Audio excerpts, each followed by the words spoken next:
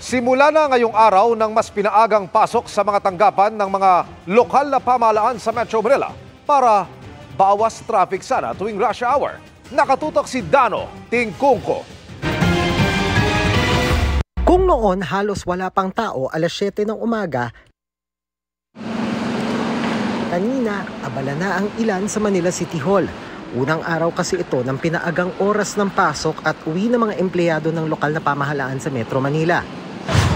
Ang misyon, hindi na pasabayin sa rush hour ang karamihan sa mahigit 100,000 kawani para makabawas sa traffic. 4 p.m. naman imbes na 5 p.m. ang kanilang uwian. Pag alas 5 ka alis, matraffic, mahirap sumakay, ganun. Di ba pa isa makakarating ka sa bahay, mga alas 8 na. Ngayon itatry namin ng 7 to 4 kung okay lang o ano. Iwas traffic, tsaka madali kang makauwi. Kasi 7 to 4 eh. Cavite pa po kasi ako nanggagaling eh. Sa karanasan ko naman, okay naman dahil maaga pasok, lalo ng pag mainit. Ganito ang sitwasyon pagpatak nga ng alas 4 ng hapon. Sa San Juan City Hall, marami ang nagmamadali lang mag-log out para hindi abutan ng rush hour sa pag-uwi. Pinag-aaralan ng Metro Manila Council o MMC at MMDA ang epekto ng bagong schedule sa traffic. Hindi lang kasi mga kawani ang inaasahang mababawas sa rush hour.